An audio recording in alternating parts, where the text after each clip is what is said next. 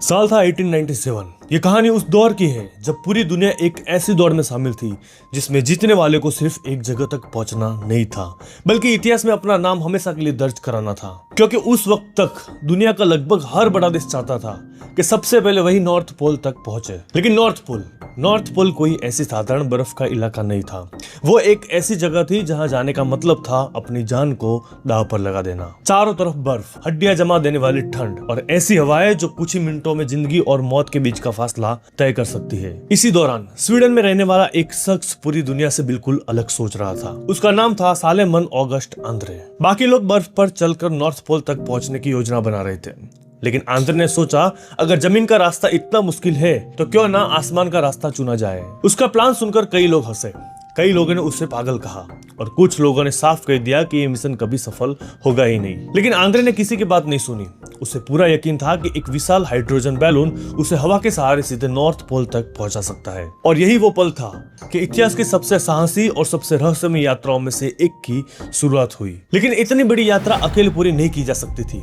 Andre को ऐसे दो साथियों की जरूरत थी जो मौत का खतरा जानते हुए भी उसके साथ चलने के लिए तैयार हो जाए। और हैरान कर देने वाली बात यह थी कि उसे ऐसे दो लोग मिल भी गए, लेकिन उन्हें बिल्कुल भी अंदाजा नहीं था कि वो सिर्फ नॉर्थ पोल की यात्रा पर नहीं बल्कि इतिहास के सबसे बड़े रहस्यों में से एक का हिस्सा बनने जा रहे हैं। अब सवाल ये था कि आखिर वो दो लोग थे कौन। उन्होंने दुनिया की सबसे खतरनाक यात्रा पर जाने के लिए बिना ज्यादा सोचे हाँ कैसे कर दी। आंद्रे का पहला साथी था नील्स टिम्बर्ग। पेशे से वो एक फोटोग्राफर था, लेकिन इस अभियान में उसका काम सिर्फ तस्वीर लेना नहीं था। उसे हर दिन की यात्रा, मौसम और रास्ते से जुड़ी हर छोटी बड़ी जानकारी रिकॉर्ड करनी थी, क्योंकि अगर ये मिशन सफल होता तो पूरी दुनिया पहली बार नॉर्थ पोल को उनकी नजरों से देखती। दूसरा साथी था कुनुट फ्रैंकल।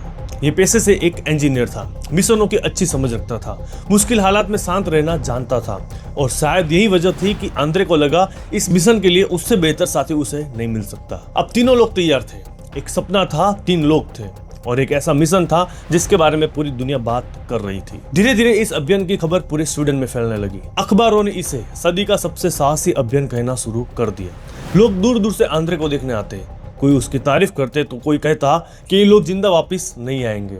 लेकिन आंद्रे को इन कोई बात से फर्क नहीं पड़ता था। उसका पूरा ध्यान अब सिर्फ एक चीज पर ही था, उस बलून पर जिसके भरोसे वो नॉर्थ पोल जीतने का सपना देख रहा था। करीब 1 साल तक उस विशाल हाइड्रोजन बलून पर काम चलता रहा। हर छोटी बड़ी चीजों को कई बार परखा गया, राशन रखा गया, वैज्ञानिक उपकरण रखे गए, कैमरा रखा गया और डायरिया भी रखी गई। और ऐसी हर एक चीज रखी गई जिसकी जरूरत महीनों तक चलने वाले इस मिशन में उनको जिंदा रखने के लिए काफी थी। आंद्रे को लग रहा था उसने हर खतरे की तैयारी कर ली है, लेकिन एक ऐसी चीज थी जिसे वो चाहकर भी कंट्रोल नहीं कर सकता था, और वो था नेचर यानी प्रकृति। और आगे चलकर यही प्रकृति उसके पूरे प्लान को कुछ ही घंटों में बिखरने वाली थी। कई महीनों की तैयारी के बाद आखिरकार वो दिन आ ही गया।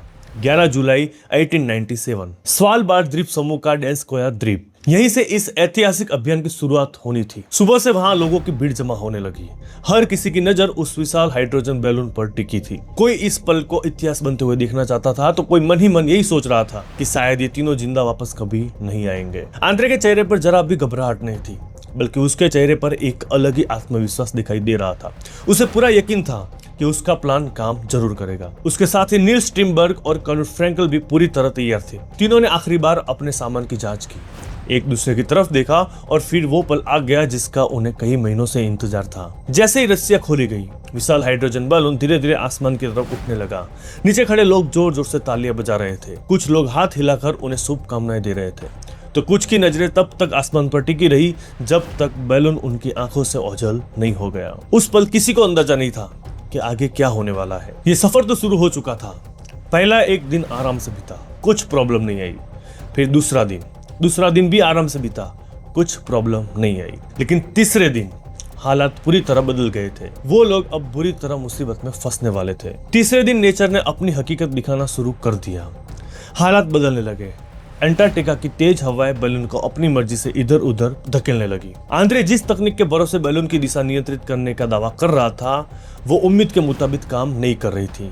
धीरे धीरे उसे एहसास होने लगा कि अब उस बैलून की कमान उसके हाथ में नहीं है। और यहीं से इस मिशन ने एक ऐतिहासिक अभियान से जिंदगी और मौत की लड़ाई का रूप लेना शुरू कर दिया। शुरुआत में तीनों को लगा कि शायद कुछ देर बाद मौसम बदल जाएगा और हालात उनके काबू में आ जाएंगे। लेकिन जैसे जैसे समय बीतता गया, उम्मीद की जगह चिंता ने ले ली। बलून लगातार बर्फ से टकरा रहा था, कभी नीचे आता फिर ऊपर उठता, और हर झटके के साथ उन्हें एहसास होने लगा कि ये सफर वैसा बिल्कुल नहीं है जैसा उन्होंने अपने दिमाग में सोचा था। कई घंटों तक संघर्ष करने के बाद आखिरकार वो पल भी आ गया जिसका डर शुरू से था। बलून से आगे बढ़ना अब सुरक्षित नहीं रह गया था। तीनों ने फैसला किया कि अब उनको उतरना होगा। चारों तरफ बर्फ थी, न कोई इंसान, न कोई रास्ता, और न ही कोई मदद की उम्मीद। उन्होंने अपना जरूरी सामान उतारा, खाने का राशन लिया, कैमरा, डायरिया और वैज्ञानिक उपकरण अपने साथ रख लिए। उनका बलून अब पीछे छूट चुका था और सामने थी अंटार्कटिका की अंतहीन सफेद दुनिया। यहीं से इस अभियान का दूसरा अध्याय शुरू हुआ। अब ये आसमान की यात्रा नहीं रही, अब ये तीनों इंसानों की जिंदा रहने की लड़ाई थी। उन्हें नहीं पता था कि आगे क्या मिलने वाला है, लेकिन एक बात तय थी, अब वापस लौटना पहले से कई ज्यादा मुश्किल हो चुका है।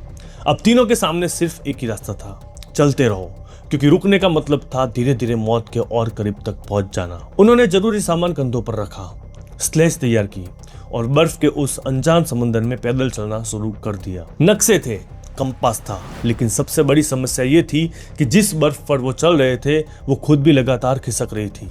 कई बार पूरे दिन चलने के बाद जब वो पीछे मुड़कर देखते तो एहसास होता कि वो जितनी दूर आगे बढ़े थे, बहती हुई बर्फ ने उन्हें उतना ही पीछे धकेल दिया है। धीरे धीरे उनका राशन भी कम होने लगा। अब उन्हें हर एक चीज सोच समझकर इस्तेमाल करनी थी। पानी के लिए बर्फ पिघलानी पड़ती थी और खाने के लिए भालुओं का शिकार करना पड़ता था, और रात होते ही हड्डियां जमा देने वाले ठंड से बचने के लिए तंबू में सिमट कर बैठना पड़ता।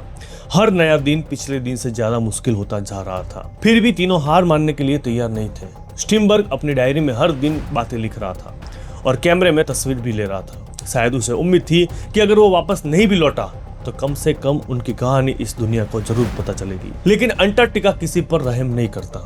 जैसे जैसे दिन बीतते गए उनकी ताकत जवाब देने लगी। अब तीनों बर्फ के उस अनंत समुद्र में चलते रहे। हर दिन उनकी ताकत कम होती गई, लेकिन हिम्मत टूटने नहीं दी। स्टीमबर्ग अपनी डायरी में लिखता रहा, फ्रैंकल उपकरण संभालता रहा और आंद्रे हर हाल में आगे बढ़ने का हौसला देता गया। लेकिन अंटार्कटिका की ठंड किसी इंसान की हिम्मत से बड़ी थी। धीरे धीरे उनके कदम भारी होते गए, राशन खत्म होने लगा और शरीर जवाब देने लगा। फिर एक दिन उनकी डायरी में लिखे शब्द अचानक कम हो गए, तस्वीरें खींचना बंद हो गई और आखिरकार वो डायरी हमेशा के लिए बंद हो गई। कई साल तक किसी को नहीं पता था कि इन तीन लोगों के साथ आखिर हुआ क्या है। लोग मान चुके थे कि अंटार्कटिका ने उन्हें हमेशा के लिए निगल लिया है, लेकिन किस्मत ने इस रहस्य को पूरी तरह छिपने नहीं दिया। फिर आया साल 1913, यानी पूरे 33 साल बाद नॉर्वेजियन खोजियों ने व्हाइट आइलैंड पर एक पुराना तंबू देखा। उसके आसपास बिखरा सामान पड़ा था और थोड़ी दूर पर तीनों के अवशेष। इतने साल तक बर्फ ने सब कुछ सुरक्षित रखा था, और इनमें सबसे हैरान कर देने वाली खोज ये थी कि उनका कैमरा और डायरी। जब फिल्म डेवलप की गई तो पूरी दुनिया ने पहली बार उनकी आखिरी तस्वीरें देखी। उन तस्वीरों में उनकी मुस्कान भी थी, उनका संघर्ष भी था, और वो सफर था जिसका अंत किसी ने कभी नहीं देखा था। डायरियों से पता चला कि बैलून गिरने के बाद भी उन्होंने कई हफ्तों तक जिंदा रहने की कोशिश की, शिकार किया, तंबू लगाए और सैकड़ों किलोमीटर पैदल चलते रहे, लेकिन अंत में ठंड, भूख और थकान ने उन्हें हरा दिया। आज भी इतिहासकार मानते हैं कि उनकी मौत का असली कारण शायद यही था, कठोर मौसम और भूख। कुछ लोग कहते हैं कि भालू का मांस खाने से बीमारी हुई होगी, लेकिन सच क्या था ये रहस्य अब हमेशा के लिए बर्फ में दफन हो चुका था। इस तरह आंद्रे और उनके साथियों की कहानी एक सपने से शुरू हुई थी, नॉर्थ पोल जीतने का, लेकिन उनका अंत हुआ एक रहस्य के रूप में जो आज भी दुनिया को सोचने पर मजबूर करता है। उन्होंने हार नहीं मानी, आखिरी सांस तक लड़ते रहे, और इसीलिए उनका नाम इतिहास में हमेशा के लिए दर्ज हो चुका है। तो आपको वीडियो कैसे लगी मुझे जरूर बताना। Thank you so much.